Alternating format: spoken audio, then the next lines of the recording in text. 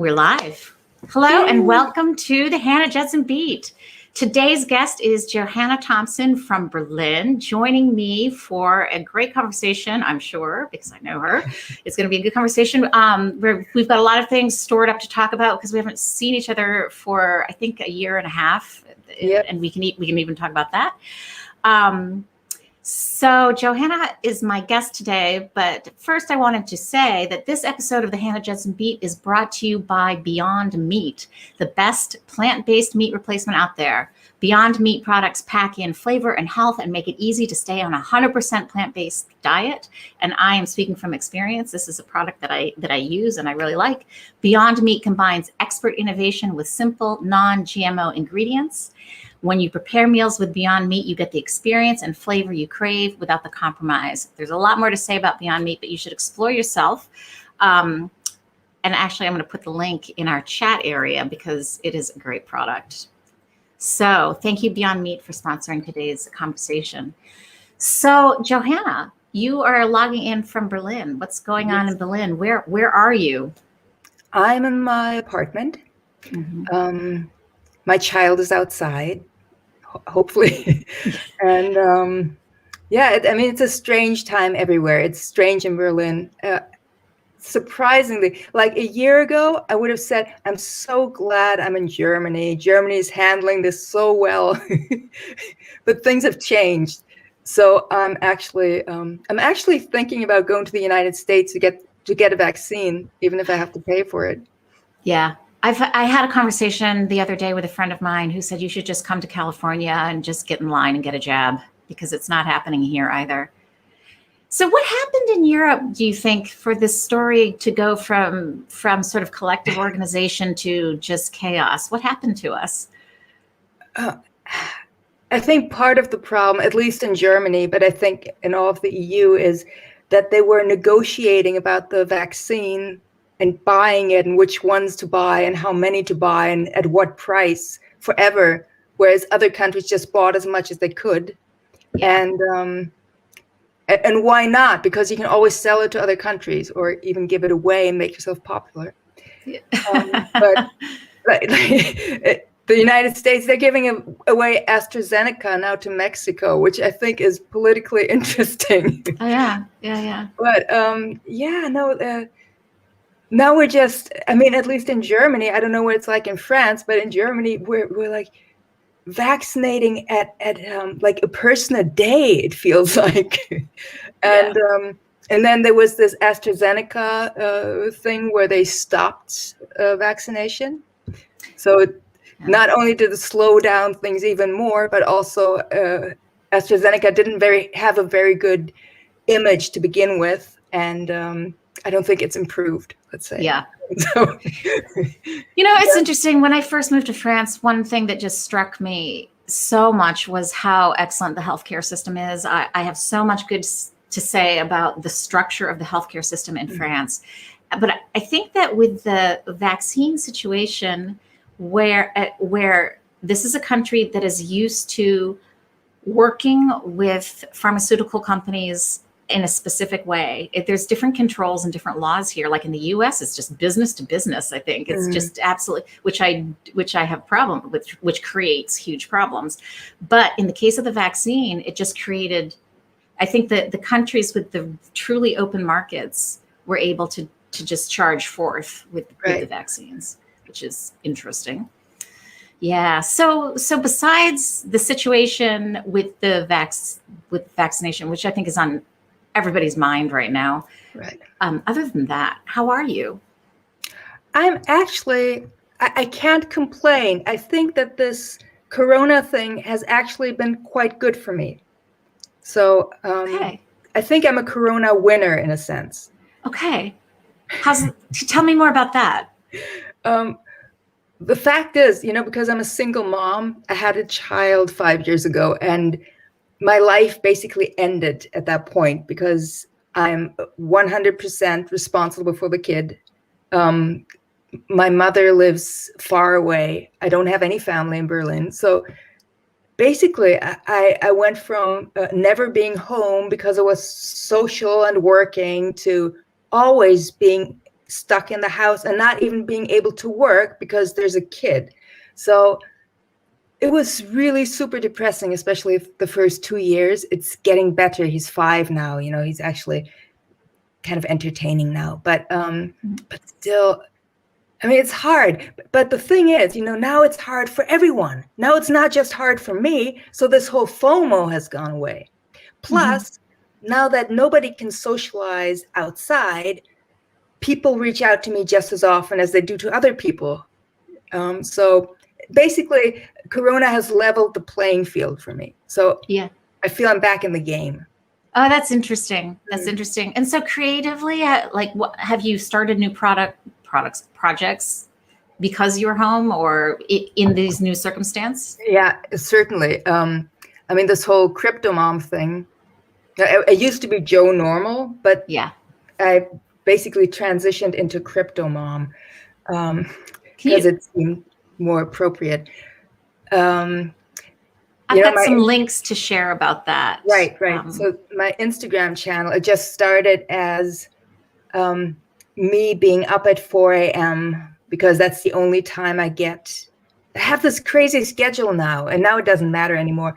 But I get my chances of getting a few hours of sleep, uninterrupted sleep, are best if I actually go to bed with my child and then get up earlier. So because he tends to sleep for 3 or 4 hours before waking up, and then it's quite interrupted. So I go to bed really early, like at 8 or 9, and then I get up at 4 or sometimes at 3. Yeah. And since I can't socialize anyway, I mean, can't leave the kids, so it doesn't matter. But this works for me. And so I have these mornings. So I started doing these breakfasts, and I read the newspaper. And then I started thinking about the news, and I was doing like things with the bread about the news, and especially about science. And so I was kind of channeling my thoughts through my breakfasts. Yeah. And that became my Instagram project. Yeah, and I encourage everyone to take a look at the Instagram account, which I believe I've just I haven't posted it. Let me make sure I've got it. Oh, Instagram Crypto Mom. Oh yeah, here it is. It's Instagram.com crypto_mom 0815. And on this Instagram account, you will see they're not little, but short videos that are super creative and interesting commentaries about various things as expressed through a breakfast plate and breakfast food. Is that a good description? That is a very good description. Sometimes I think I can't post this, and sometimes I don't. But like the one with the pimples, I thought this is maybe going too far. Okay. But I mean, it's just food, So. So that is your creativity from the morning hours. So what do you do after breakfast? So after breakfast, well, it depends. It depends. What I have been doing is, and this has also a lot to do with me being a mom, and also with the lockdown and with music. So I've been doing a lot of music, and I tried, because now there's no chance that I will have any other instruments than maybe piano, and that's really boring. I don't want to be the girl with the piano. I really don't want to be that. So I looked into, electronic music. Yeah. I didn't know that I was wanting to be an electronic musician. I kind of don't, but I started exploring that, and just for practice, I started recording my son. I said, sing something. And then I quickly recorded it. He's usually not very interested. And then I tried to turn what he said or sung into music. Okay. And I have an album with his music too. Yeah, you do. It's on Bandcamp. It's on Bandcamp. It's actually a Crypto Mom on Bandcamp. Yeah, I'm going to put the link into the chat area. And the album is called Crypto Child. and the tracks are really short, but I quite like them, and I like his voice. So actually, I guess my child has become my collaborator now. It's really scary.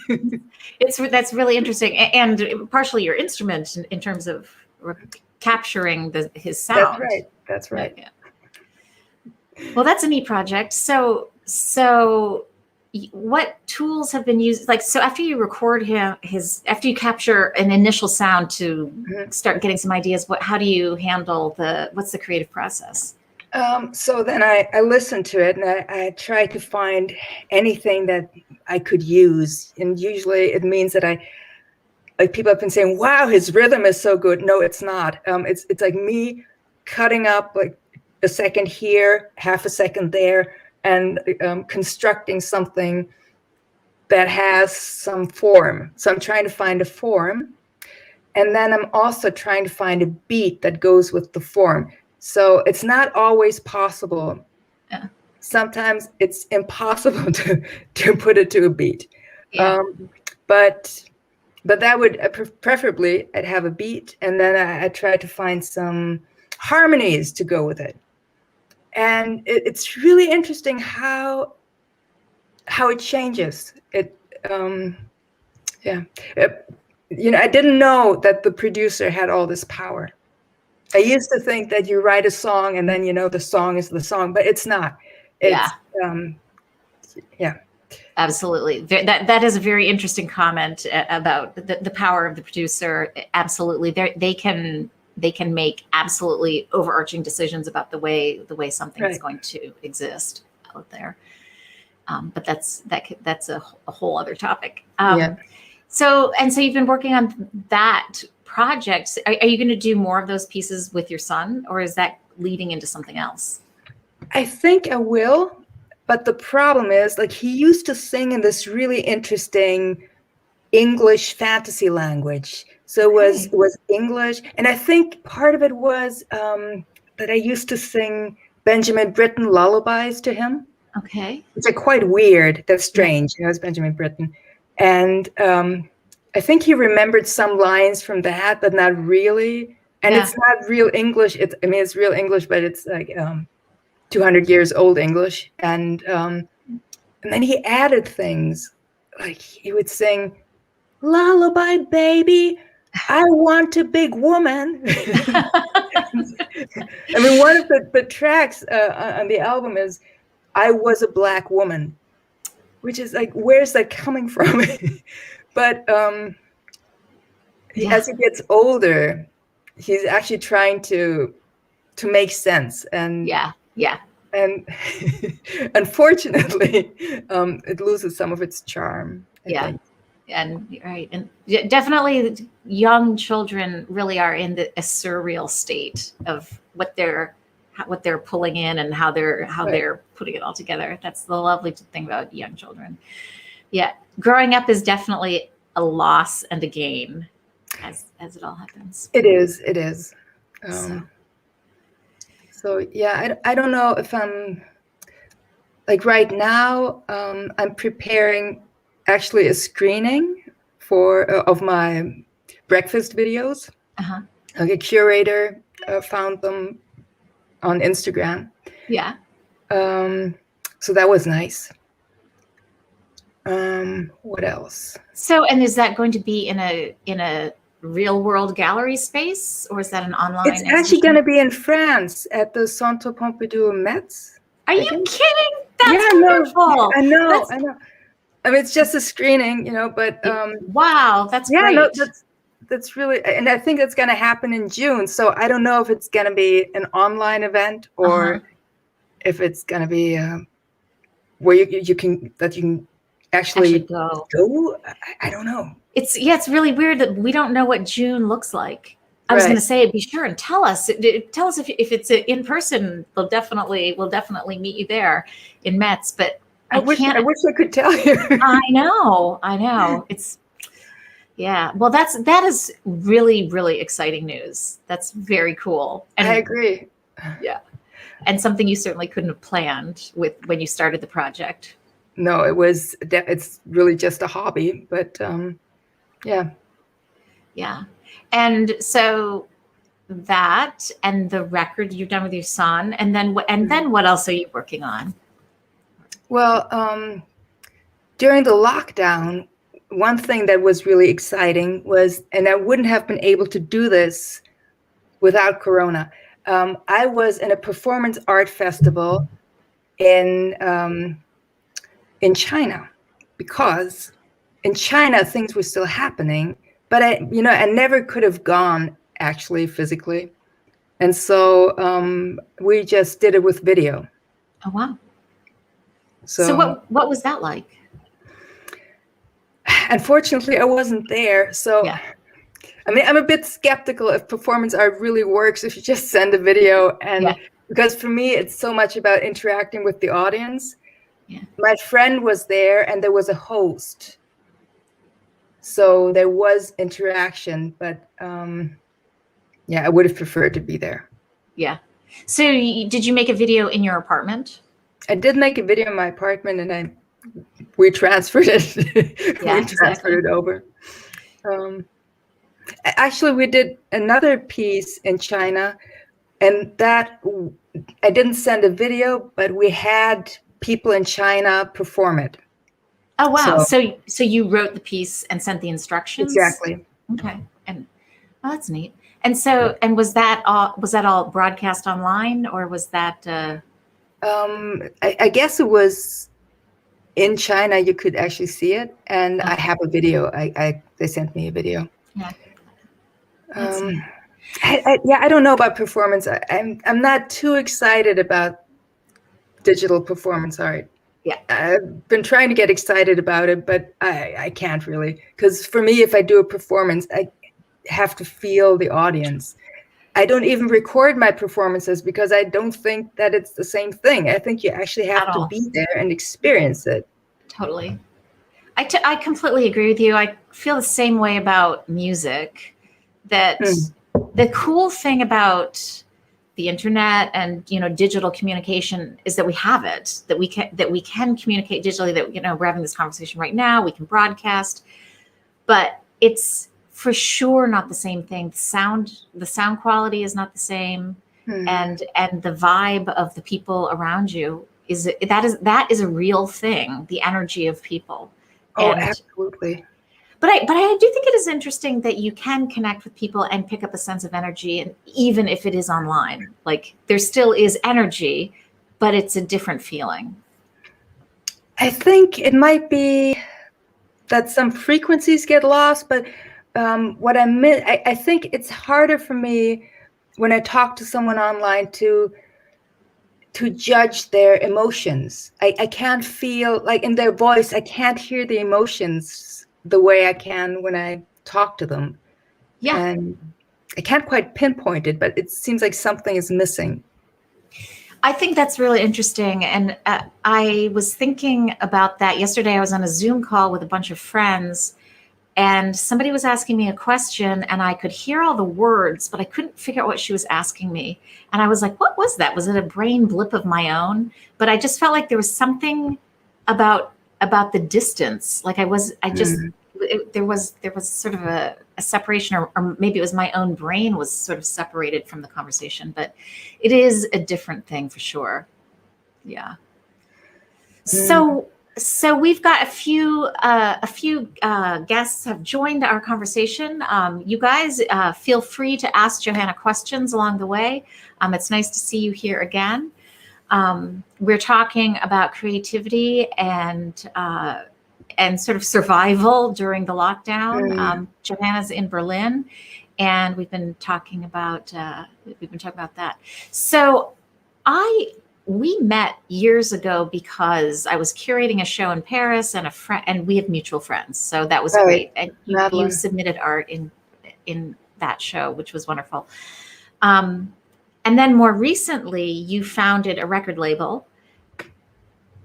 I did. And actually, I founded that record label because I felt so isolated, and I was looking for a way to collaborate with people without actually having to meet them.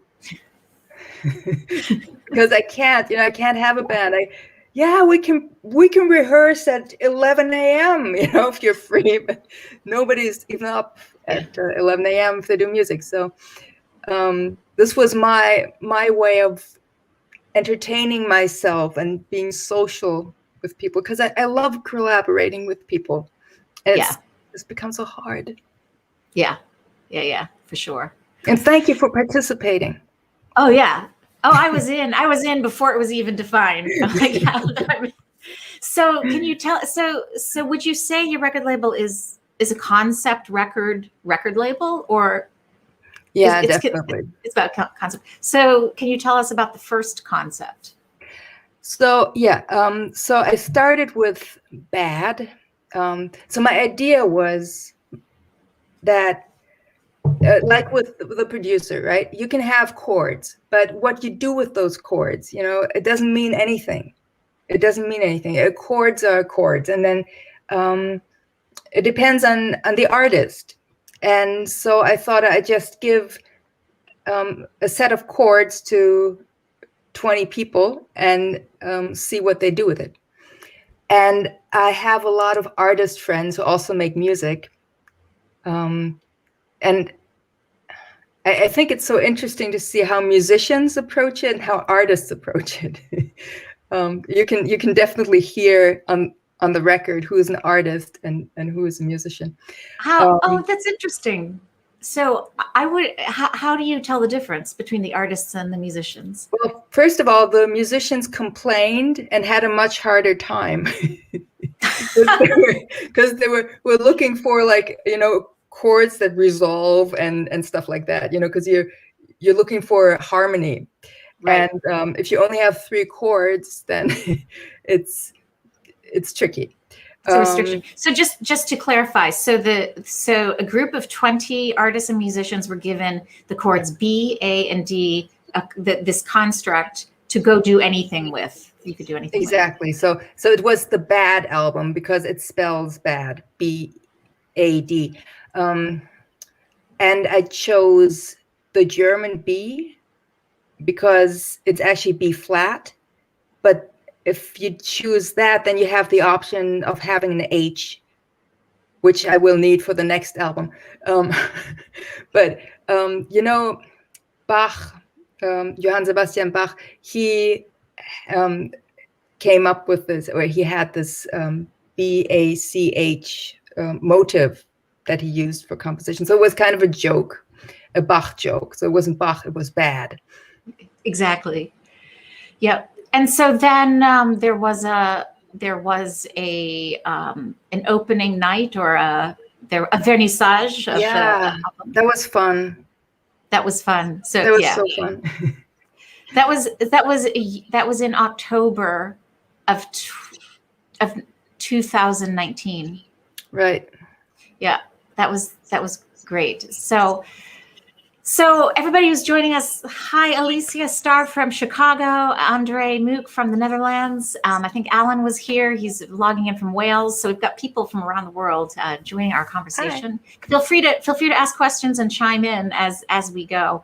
But that first concept album was such a pleasure to be a part of, and the concert or the record. What I forget, was there a name for that event? There was an event where everybody performed their piece.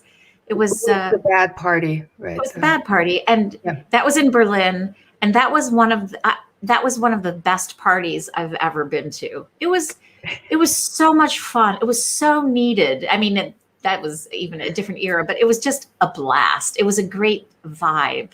What happened was, because I'd already been isolated for so many years, all these people from my past came. Like Momoko flew in from Tokyo, and Sue came from Wales, and Micah came from Liverpool. I hadn't seen Micah in 30 years, like literally. Yeah. And that was awesome. And that's like thanks to Facebook. You can find these people and stay in touch and tell them that you need their music. Yeah. I really had a great time, and it felt so, the vibe was great. Mm-hmm. It was really cool. So the the neighborhood that the event was held in was such a cool, coming from France where everything is still medieval and which is lovely, like I love with my whole heart and everything, but it's, small little villages and a lot of stone, dark nooks and crannies. And then being in that particular neighborhood with these massive industrial spaces of another era that have been repurposed into all sorts of businesses and creative spaces and a lot of different things going on. It reminded me a lot of Chicago, which also has a history. It's been bottomed out. Spaces have been repurposed, and there's just sort of a sense in little nooks and crannies of industry, of a little gallery space here, a huge gallery space there, a lot of things going on. But I felt perfectly at home. I felt like I was in an absolutely different country than France. I'll tell you that. It was fun. Yeah. I love this neighborhood. It's setting.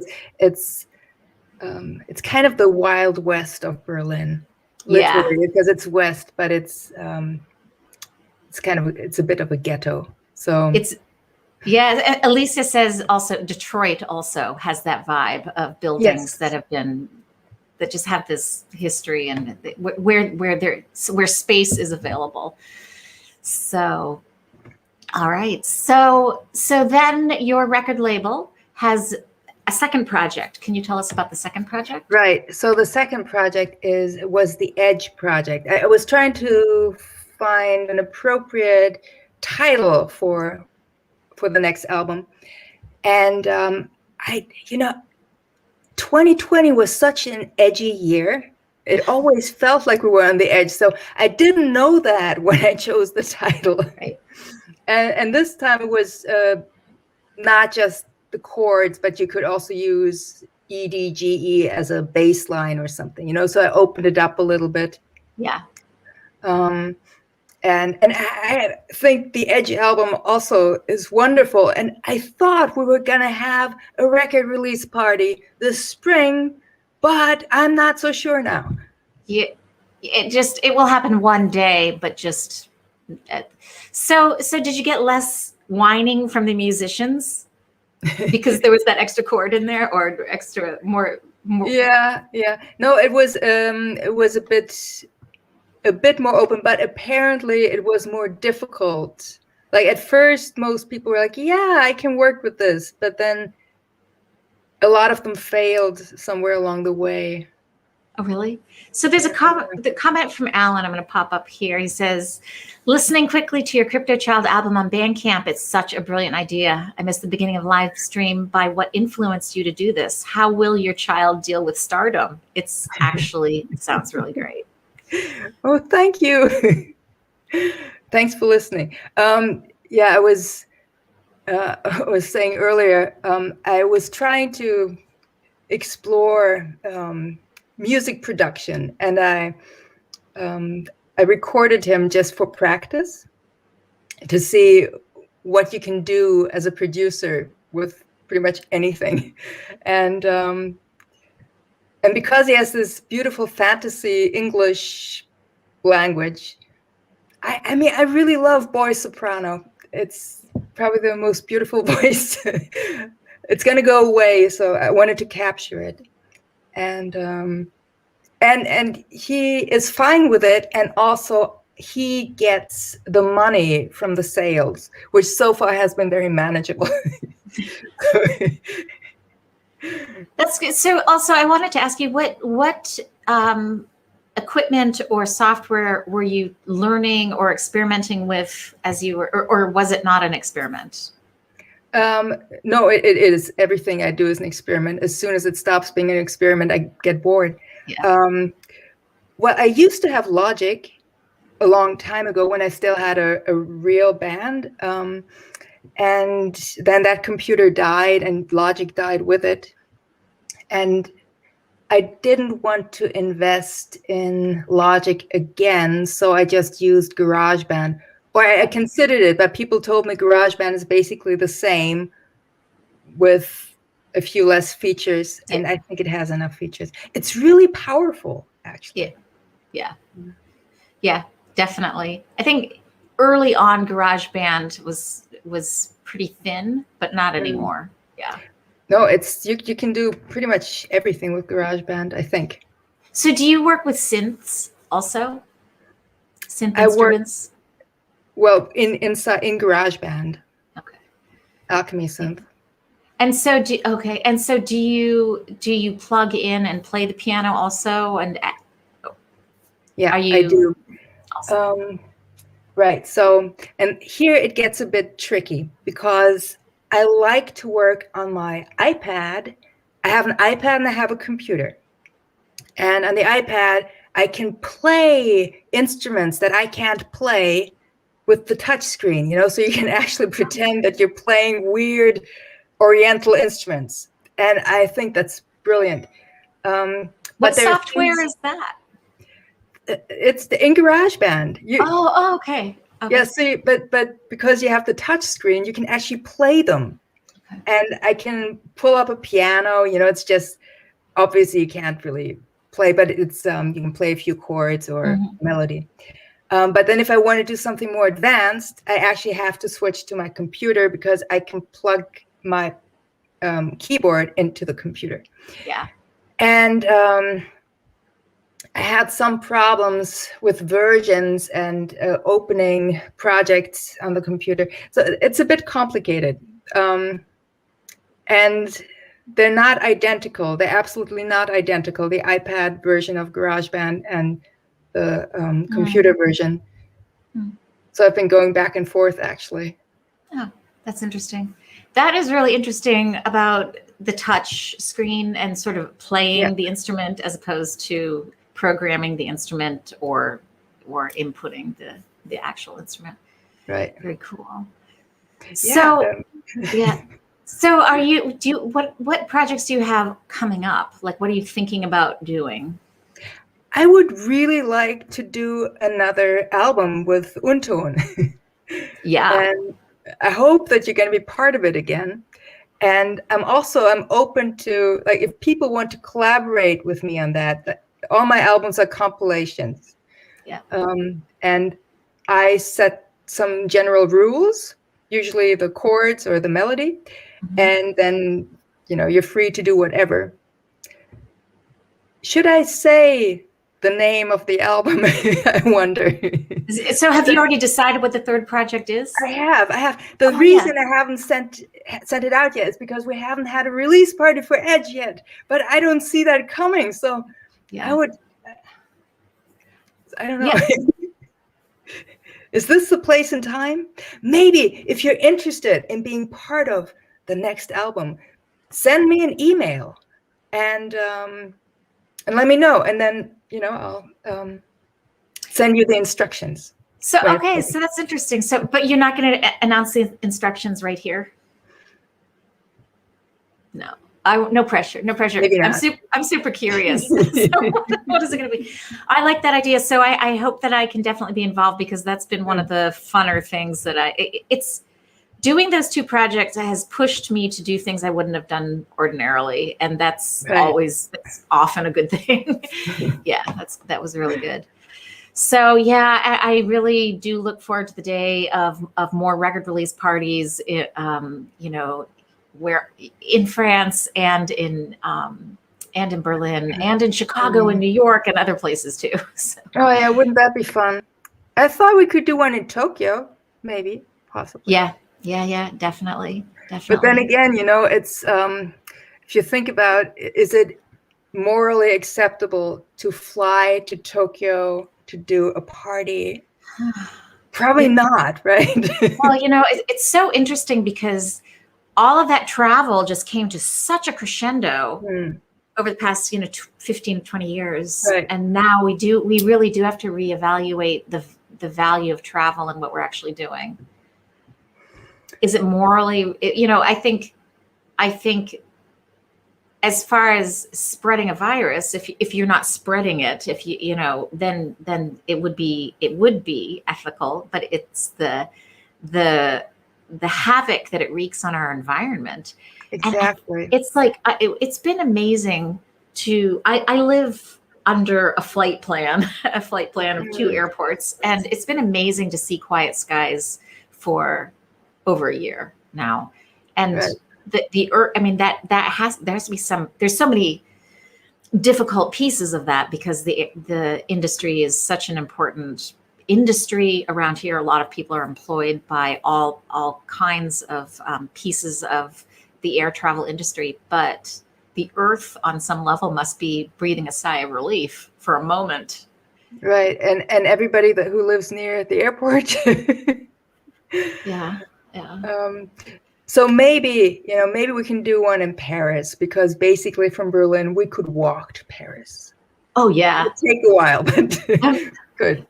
I'm absolutely into long walks, and when I have a little bit more time in my life, I'm going to do some of these, like the Trail to Santiago de la Compostela, the pilgrimage trails that go from France to Spain and all around, and now there's all these bike trails in Europe where there's that pass right by our house. There's one that's from Scandinavia to Spain. You can just get on a bike trail and zoop, go down, and I'm sure I could ride my bike to your house.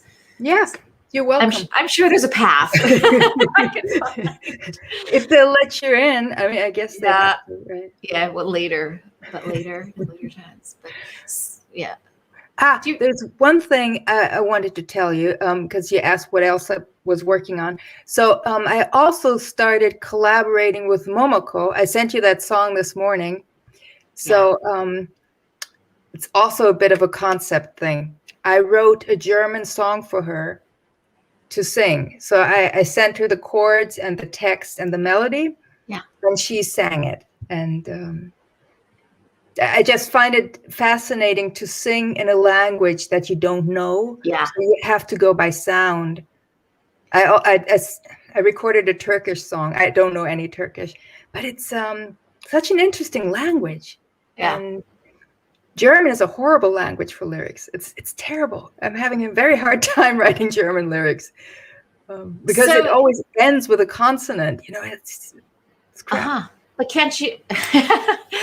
can't you soften that consonant as you go? Sort of. I mean, you can, but it's not ideal. What you want for lyrics, what you want for music is Italian. You want exactly open vowels. You want your voice to be able to travel, and for sure, the rhymes are built in the Romance languages. There's more rhymes, more open vowels. Absolutely. You need the openness. Yeah, so that's interesting. And so I'm waiting for her to send me a song in Japanese that I will sing. So did you just send her the phonetics, or did you send her a recording of what it should sound like? I sent her the text, and I sent her a recording of me singing it. Okay. So, but she did such a good job. It was almost too good. Okay. It sounded almost German. Okay, so she's got a good ear. Very good, yeah. Yeah. Well, that's very cool. And actually, I think Japanese and German are not that different. Okay. How so? Sound-wise. In terms of syllables, or? In terms of the sound, the way you produce the sound, there are similarities. Mm-hmm. And did you discover that by listening to her sing the German, or working on the piece she sang? I discovered that by living in Japan for a year and a half. And I was doing a lot better than people who only spoke English. Okay, that's interesting. So can you give us a brief summary of your travels in life, where you started out and where you went? Right. I started out, I was made in Wisconsin. I was born in Aschaffenburg. I went to school in Aschaffenburg, high school. And then I moved to San Francisco, went to the Art Institute. And then I moved to Japan, and then from there I went to London, and then briefly to Germany, and Then I moved to New York. And from there, I moved to South Korea. And then I moved to Berlin. And then I got stuck here because it seemed very, very cheap. But it turns out that if you also make your money in Berlin, it's not cheap. You're just going to be spending all your money, and then you can't ever go anywhere else because everywhere else is suddenly way more expensive. Okay. Like if you used to New York rents, I basically rented the first apartment I saw because I'm like, oh my God, it's so cheap. But it's not if you're not making any money. Yeah. So Berlin's a trap. Just anybody who thinks about moving to Berlin, it's a trap. It's not the worst trap, but it's a trap. Okay. That's interesting. Don't you think every place is a little bit of a trap? Probably in a way. But, if I could have stayed in New York, I would have stayed in New York. Yeah. Like New York didn't want me. I wasn't rich enough. It's really a rough place to stay. You have to really dig to find your handlebars there. I mean, we lived on the Bowery. Yeah. And I don't even recognize the place anymore when I go there now. Yeah. I don't know if you're familiar with New York. Yeah. But yeah. It's been spruced up. Yeah. And right now it's quite empty. I think that a lot of people have. Yeah, I heard that. So maybe now's my chance. There are opportunities now. It's true that there's a lot of effort to leave the city. I was in small ways and big ways, but definitely during this past year, Parisians have made efforts to leave Paris. A lot of people in New York have migrated to Maine and where I'm from and places like that. So there's a lot of real estate activity going in that direction. But just the other day in France, we had another lockdown announced, and a friend of mine was in Paris and couldn't make it home in time for a meeting because so many Parisians were leaving the city before the lockdown started. Right. So it's like cities, I think cities are, I wonder how they are going to rebuild. I mean, I love cities. I love being near them. I love being in them. I love what they bring. Just the things happen differently in cities because everybody's there. The resources are there. Information travels more quickly. Things can get done. Cities are so exciting. I mean, they are the place to be, but we're going to have a different relationship with them, I think, post-pandemic. I mean, I think it's also an opportunity to just rethink our behavior and how much we really need to consume, travel, move. My problem with this whole pandemic is actually that apparently people are just waiting to go back to the way it was. Like that's what the plan is, where it's going to end and then we're just going to go back to the way it was. And I wish we could adjust that just a tiny bit. Yeah. So I mean, I love traveling on Ryanair for less than it takes. I spend on the cab to the airport, but it's not right. I mean, it really isn't. Right. It's a very specific business model that relies on a lot of things being sort of squeezed in a particular direction. So what kinds of things do you think will be readdressed, and what kinds of things do you think are just going to just move back to normal? I'm afraid probably everything is going to move back to normal, except maybe we will Zoom, like those digital platforms, they probably will stay and we'll use them much more than we did. So we can reduce some traveling for sure. Yeah. But in Germany, in the first lockdown, the first thing that they reopened were car dealerships. Like before they reopened schools or anything, it's car dealerships. Why? And the problem is that there are industries that have a lobby, and then there are industries that don't really have a lobby. Right, correct. So that's interesting. So people can get their car so that they can drive to their job, which is now remote, so they don't need to drive to their job. Right, or just like drive. Like who needs to have oh yeah, Germany. They don't have a tempo limit still. Like, what is that about? It's like, I think it's just Germany and North Korea or something. But North Korea, they don't have cars, so it's probably fine. So, but isn't that just on the Autobahn that there's no limit? Well, that's bad enough, right? Yeah. So, aren't there suggested speeds on the Autobahn? There probably are. I have to say, I don't have a driver's license, so maybe we shouldn't be talking about cars. To me, cars have never been something that I necessarily need. Yeah. They can be convenient if you have to transport something. Yeah. Stuff. Yeah. Like a piano, for example. Exactly. But then you get piano movers, I think. Exactly. Or a digital piano. Like you have to go to a venue. Right, exactly. But usually I try to find a venue that has a piano, or you get a cab. Like, yeah. Well, that's living in the city. You can definitely get away without having a car. Yeah, I mean, I guess if I lived in Wisconsin, I'd probably have a car. You'd have to have a car. Yeah.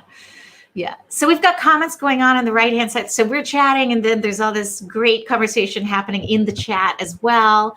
Alyssa Starr, who is, I think, in Chicago right this second, she's talking about all sorts of great things, but she mentioned that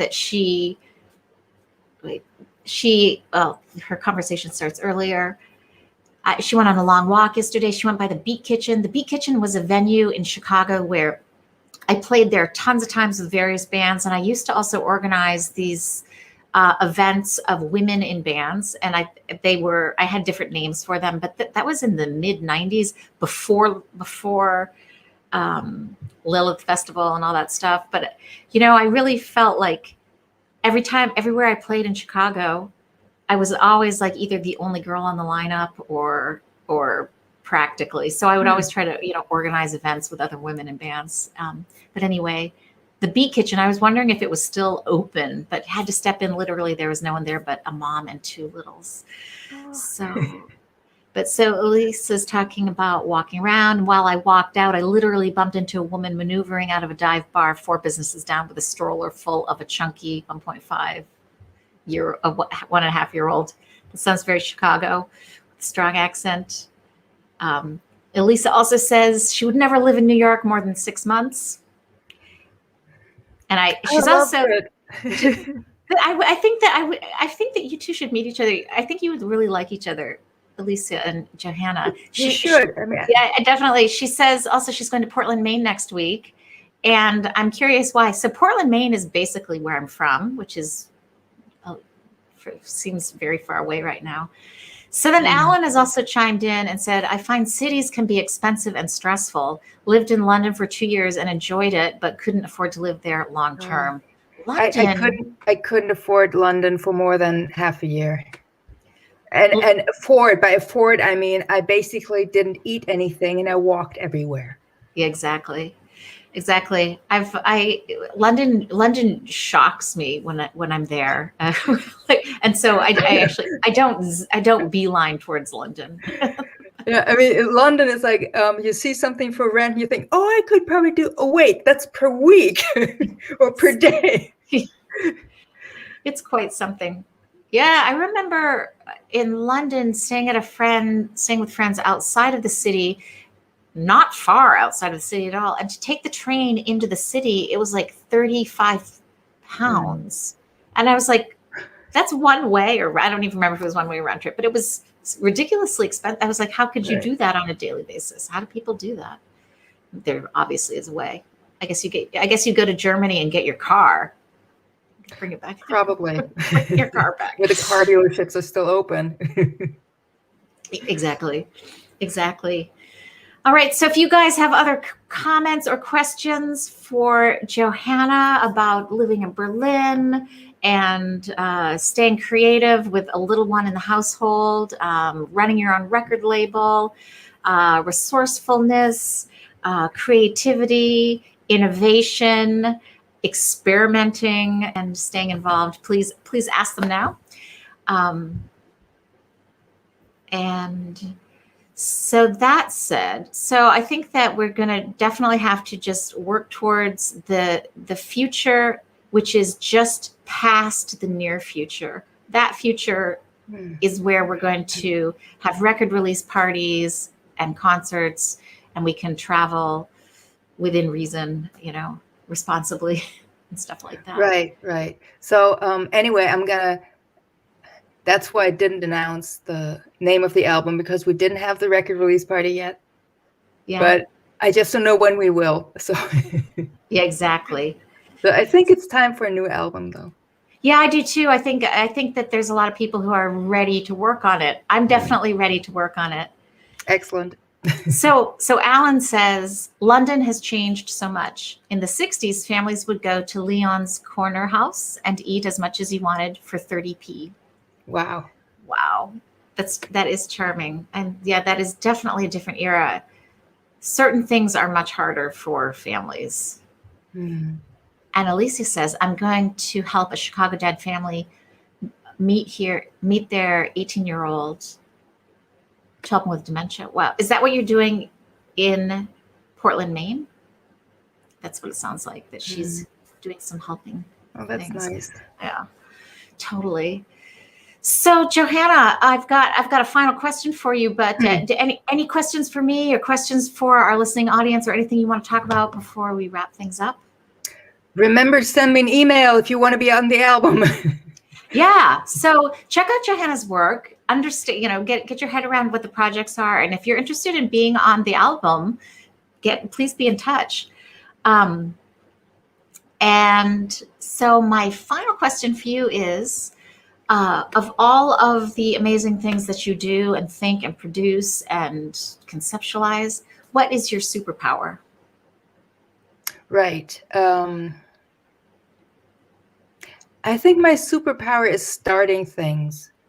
Okay. And so, and so, do you feel like, so it is like in the fact that you can like to have an idea and release that idea, that is your engine. Right. I can start 15 projects a day. I wish I had the superpower to finish 15 projects a day. But so that is like expresses fearlessness and definitely the need to experiment and answer questions, because creativity is a big problem. Yeah. It's a problem to solve. And you give yourself a problem and you're like, what if I do this? Right. What if I do that? Yeah. I mean, I think that, a lot of my work is very conceptual. And I think partially that's because I'm afraid of feelings, because I'm so emotional. Ever since I quit smoking, I start crying all the time because like somebody tells me their dog died. I mean, I can't handle that. So I can't do emotional work. I'd be reduced to tears on stage all the time. But the problem with concepts is that you might get trapped in this, in these restrictions. Like if you look at the Oulipo, it's a great idea, but then you have to move beyond that. So I hope that one day I can just really move beyond all boundaries and still be creative. Yeah, it's really interesting. I think restrictions are super important because they give you guidelines and structure, and they help you form the question or the problem. They help you form the problem, and it's without the problem that you're not going to go through the transformational process to come up with the answer. Are you familiar with the Oulipo? I mean, you live in France. So. Oh, No. Like this writers collective, they do these weird, they have these weird rules where you have to start with one letter and end with another or something like that. So it's all about rules. So you write your texts. It's great if you just need to do something, if you need to write something, and then you have your framework to do it. But and you shouldn't get stuck in that mindset. Yeah, it's really interesting because in the past couple months or years, I don't know, I had been thinking more and more about trying to give myself very clear restrictions with music so that my music would be more accessible to more people. I thought, really sort of rein it into the standard of, standard structures that people expect. And it's so interesting what is being released now by the next generation, by young kids, like Billie Eilish and so many others, is they are not following that standard music structure at all. Right. They've got other structures, but they're taking it and taking the pieces, and the tools that they're using have changed the structure. The music industry has upended and is constantly trying to figure out how it's working.